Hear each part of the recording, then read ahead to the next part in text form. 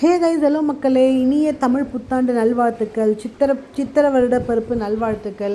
அதாவது சித்திர வருஷம் அப்படின்னாவே, தமிழ் வருட பருப்பு அப்படின்னாவே முதல் நாள் ராத்திரி எல்லாம் வாச தெளித்து மாக்கோலம் போட்டு வீடியே சுத்தமாக நீட்டாக வச்சுட்டு பெருக்கி தொடச்சி சுவாமி ரூமை பெருக்கி தொடச்சி பலகைக்கு மாக்கோலம் போட்டு, அதாவது முதல் நாள் ராத்திரி சித்திர வருஷ பருப்பு முதல் நாள் ராத்திரி கண்ணாடி வச்சு, கண்ணாடிக்கு பூ, நம்மளால் முடிஞ்ச நகையை வச்சு, அரிசி பருப்பு உப்பு நாணயம் ரூபா நோட்டுகள் வச்சு நான் எப்பயுமே அம்பாலும் ஆச்சாரியாலும் வைப்பேன்.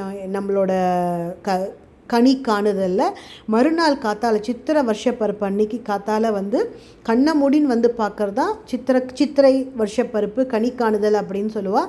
இதில் முக்கியமாக என்ன அப்படின்னு கேட்டேன்னா, மா பழா வாழை அதை நம்ம வைக்கணும்.